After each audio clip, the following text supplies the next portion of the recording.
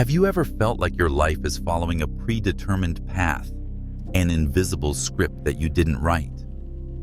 You make choices, you act, you react, but deep down, there's a strange intuition that you're not truly at the helm, that there are unseen forces quietly steering the ship of your life. That feeling might be vague, like a distant echo, or sometimes very clear, like when you repeat the same old mistake, even though you promised yourself you wouldn't. You look at the results, relationships hitting dead ends, opportunities slipping through your fingers, groundless fears clinging to you, and you sigh. You might call it fate. You might blame circumstances, other people, or destiny. You might sigh and accept it, or struggle in helplessness, feeling like a small boat swept away by a strong current against your will. But is it truly fate in the sense of a rigid destiny from outside? Or is it something much closer, much more powerful, residing within you? Something you've never truly seen, never truly understood. Carl Jung, one of the greatest pioneers of depth psychology, saw through this mystery and offered an explanation that shakes up how we perceive self-mastery and personal responsibility. He gifted humanity a quote like a key opening the door to understanding the deepest workings of the human being, explaining why we often feel we are not truly the masters of our own lives. Until you make the unconscious conscious, it will direct your life, and you will call it fate. This is not just a concise statement.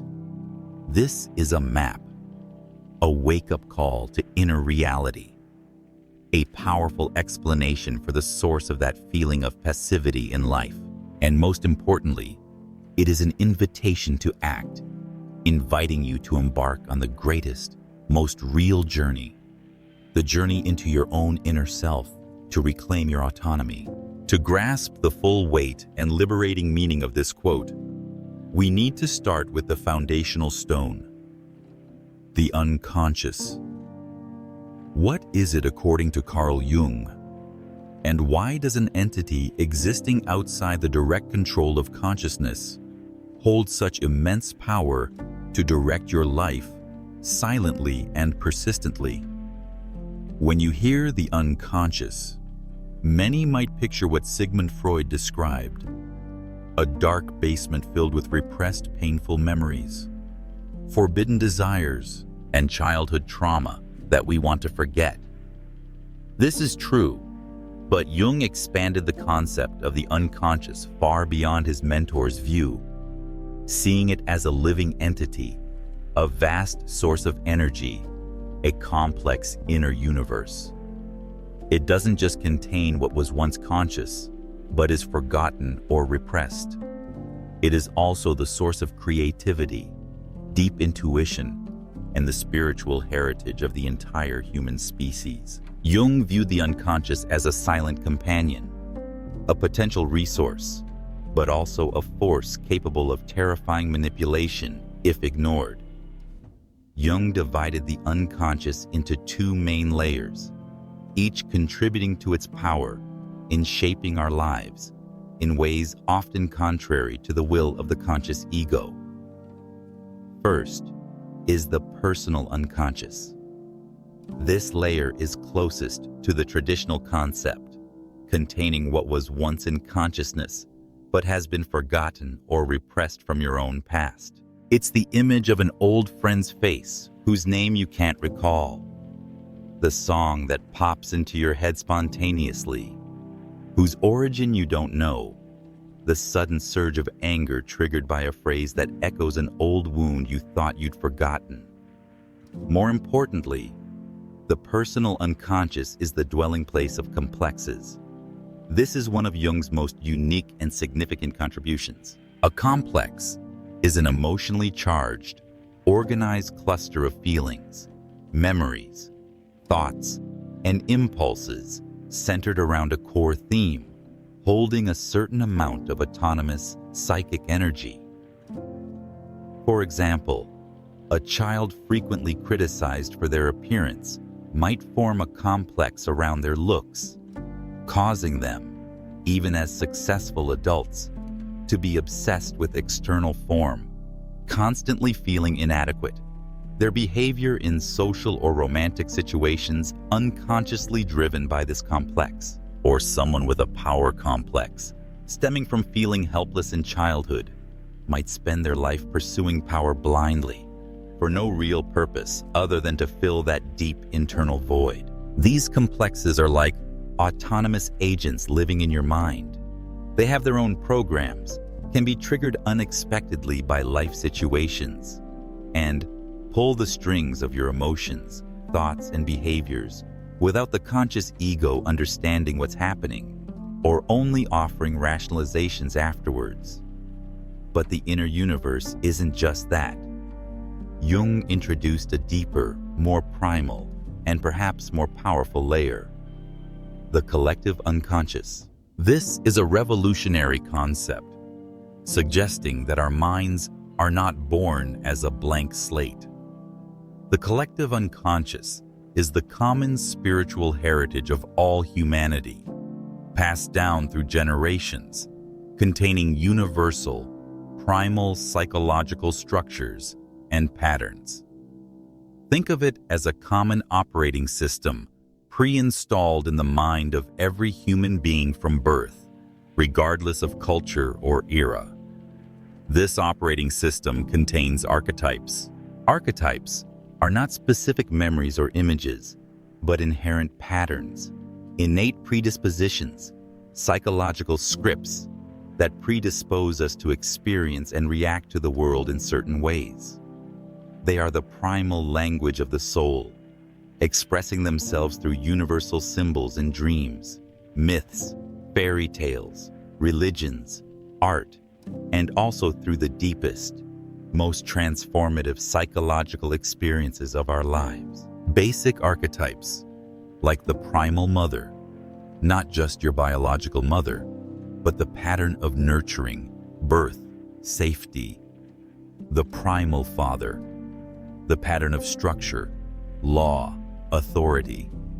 The hero, the predisposition to face and overcome challenges. The shadow, the rejected, dark, instinctive aspect of the self. The persona, the social mask.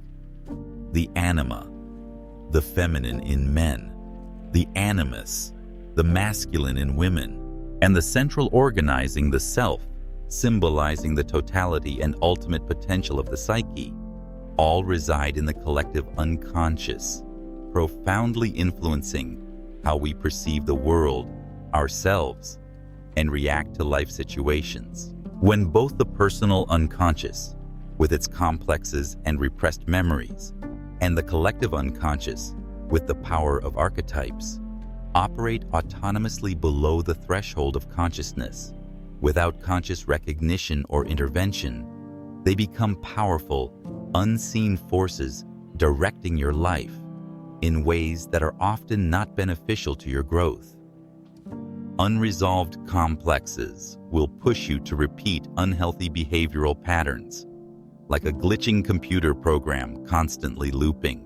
Repressed fears and desires will seek expression through psychological symptoms, anxiety, depression, obsessions, or impulsive, self-destructive behaviors.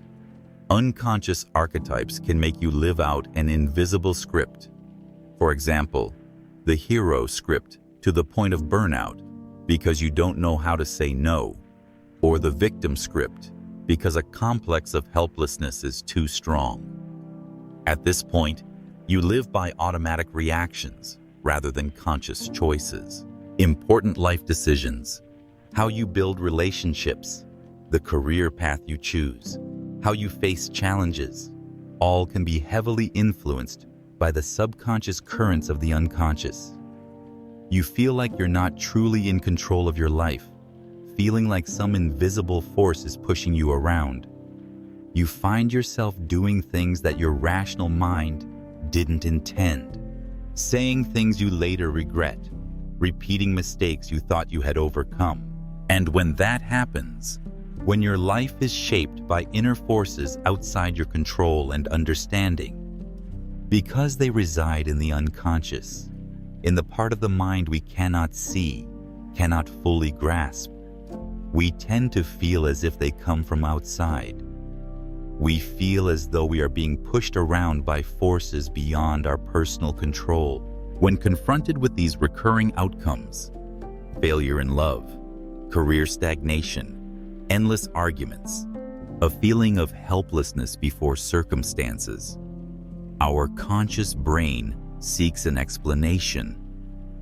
And the easiest explanation, the one that demands the least personal responsibility, is to attribute it to fate. We call the direction of the unconscious fate because it brings a feeling of inevitability and being beyond control, similar to how we often envision destiny. If you don't realize that a deep-seated fear of abandonment from childhood, abandonment complex, is making you cling to unhealthy relationships or sabotage healthy ones for fear of being left first, you will think that fate has decreed you must suffer in love, that you are unlucky in happiness. If you don't understand that a distorted hero archetype or a rescuer complex is driving you to take on everyone else's problems to the point of exhaustion, you will think that fate just burdens you with everything and no one ever truly helps you. If you don't face the shadow containing the fear of failure and feelings of unworthiness, you might constantly sabotage your career advancement opportunities. For example, procrastinating on submitting an important application, saying foolish things in a crucial interview, and conclude that fate is not on your side for success. A common illustrative story is of a woman who repeatedly dates men who do not respect her. Each time a relationship ends, she sighs and says, "It's my fate to be unlucky in love." She doesn't see that her unconscious is being directed by a complex, perhaps stemming from her relationship with her father or past experiences, that makes her attracted only to men with certain tendencies, or that she unconsciously creates dynamics in the relationship to repeat the familiar script of disrespect. As long as that complex remains in the dark, it will continue to direct her choices and behavior, and she will continue to call the result fate. Calling the patterns driven by the unconscious fate offers a certain, albeit false and harmful, comfort. It liberates us from the responsibility of looking inward, of facing difficult truths about ourselves. It is much easier to say, "That's my fate.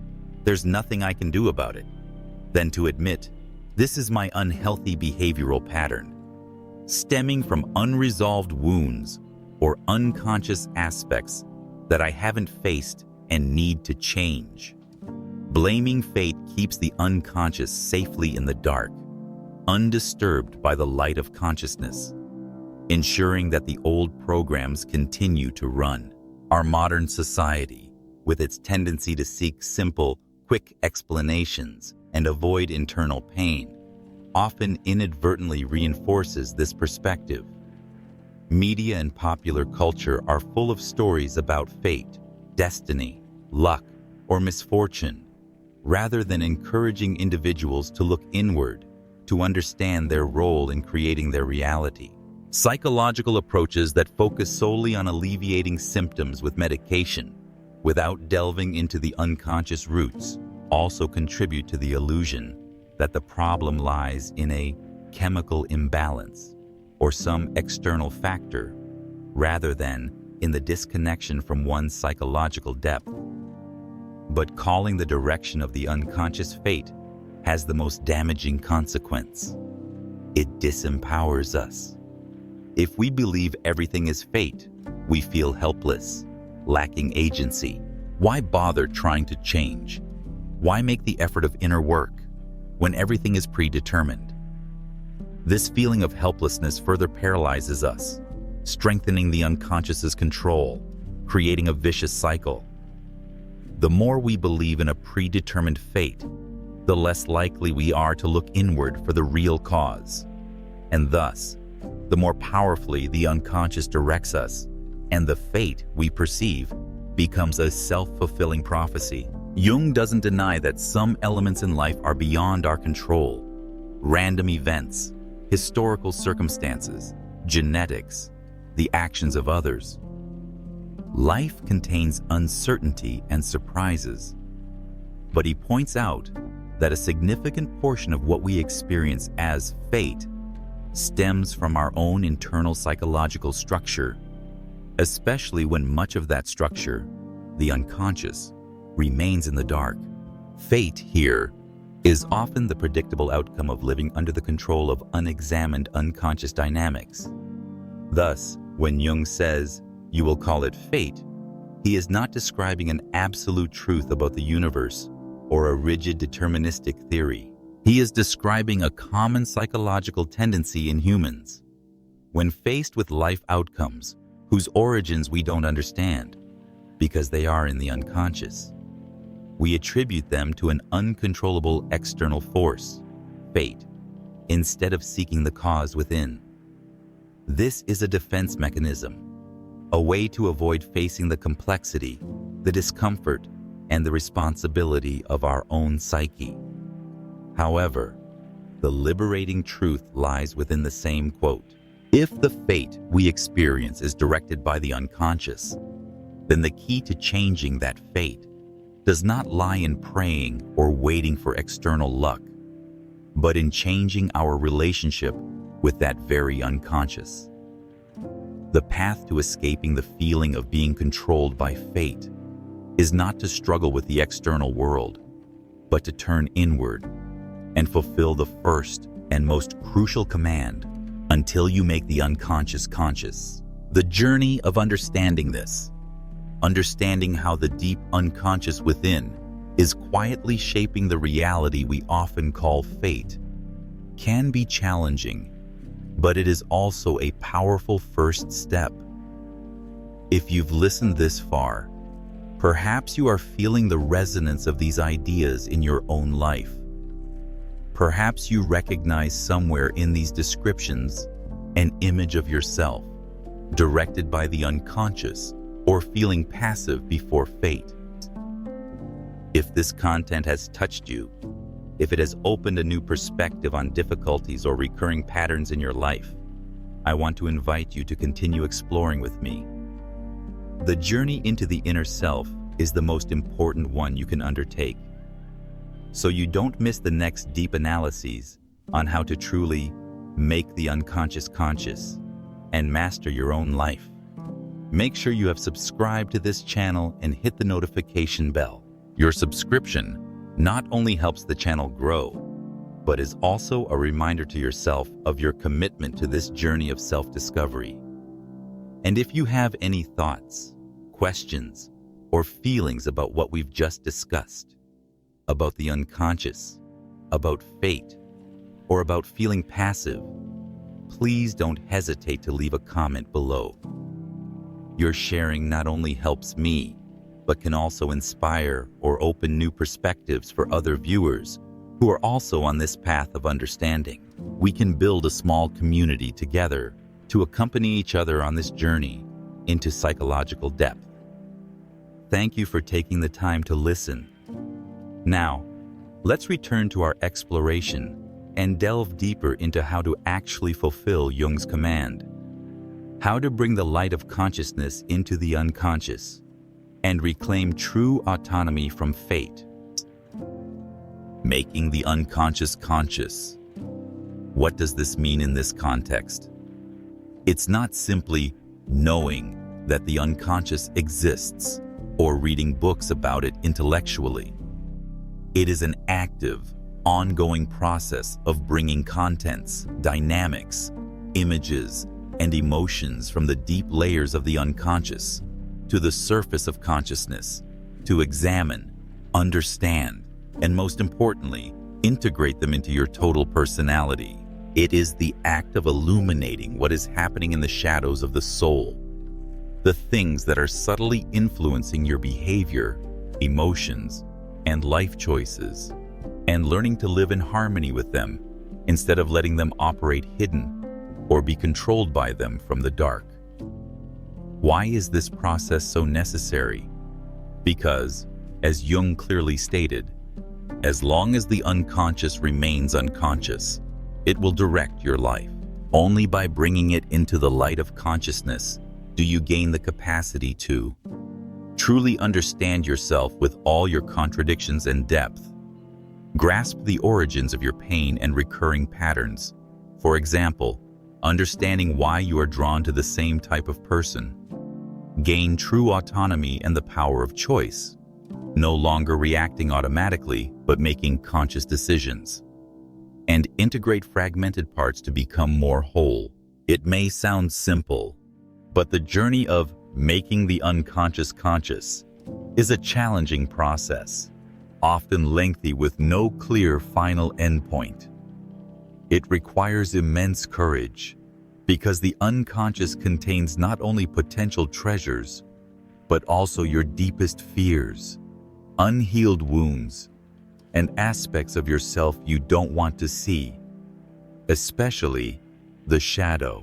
Facing the shadow is one of the most difficult steps, requiring absolute honesty with yourself to acknowledge what you have denied, what you hate in others, but exists within you. For instance, you might be intensely annoyed by arrogant people and constantly criticize them. By exploring your shadow, you might realize that this annoyance stems from repressing your own desire for recognition and wanting to feel special into the unconscious because you feared being seen as arrogant. Fortunately, Jung didn't just state the necessity of this work. He provided tools and methods to undertake it. These are not superficial techniques or quick fixes, but pathways into the depths of the soul. One of the most direct routes to accessing the unconscious is through dreams. Jung regarded dreams as the primal language of the unconscious, the soul's way of communicating with consciousness. Dreams are often compensatory, balancing a one-sided attitude of consciousness, or prospective, pointing towards future potentials or issues. Analyzing dreams, not rigid symbol interpretation, but working with the personal symbols and emotions in the dream, can illuminate active complexes, influencing archetypes, or neglected aspects of the self. Another powerful tool is active imagination, actively engaging with unconscious material, images from dreams or spontaneous appearances in the mind while awake. You might talk to a figure from a dream, asking it what it represents. This technique helps bring unconscious contents to consciousness and build a relationship with them. Additionally, there is direct work with complexes, often in Jungian therapy. Understanding and facing the archetypes that are influencing your life, and learning to recognize symbolic language in daily life, e.g., meaningful coincidences, synchronicity. Parallel to working with the shadow, exploring the pair of archetypes anima, the feminine in men, and animus, the masculine in women, is essential. When the anima-animus remain unconscious, they tend to be projected onto romantic partners or significant others of the opposite sex, leading us to seek an ideal figure that doesn't exist or to repeat unhealthy relationship scripts, creating a feeling of being unlucky in love. Men with an unintegrated anima may lack connection to their emotions and intuition. Women with an unintegrated animus may lack decisiveness and independent thinking. Integrating anima by animus helps achieve inner balance, reduces projection, and builds more authentic relationships. Understanding the persona is also crucial. The persona is the necessary social mask, but when we over-identify with it, we live inauthentically, repress our true nature, shadow self, and are directed by social expectations rather than our inner truth. Working with the persona helps us recognize it as a role, not the whole self, and use it flexibly, allowing the inner truth to be expressed. All these steps, working with the shadow, anima, animus, persona, and other unconscious aspects, lead towards connecting with and living in harmony with the self. The self is the central organizing principle of the entire personality, conscious and unconscious, the archetype of wholeness. It is the inner compass, the source of the deepest wisdom.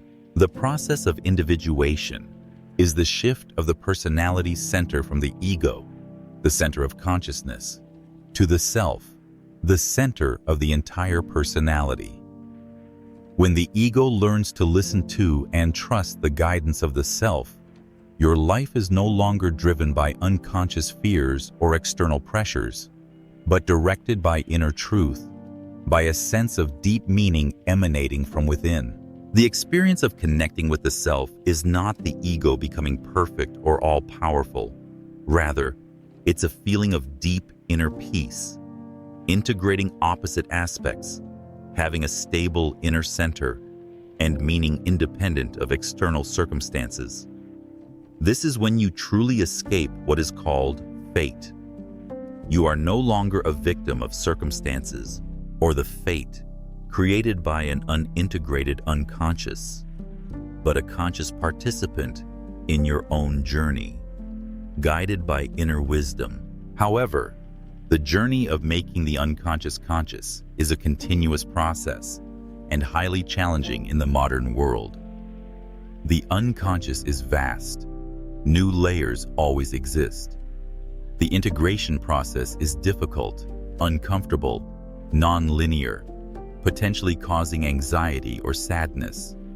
Societal pressures, distraction, lack of time, reinforcement of external values, resistance from others when you change, and internal resistance from the ego or complexes are significant barriers. The ego fears losing control.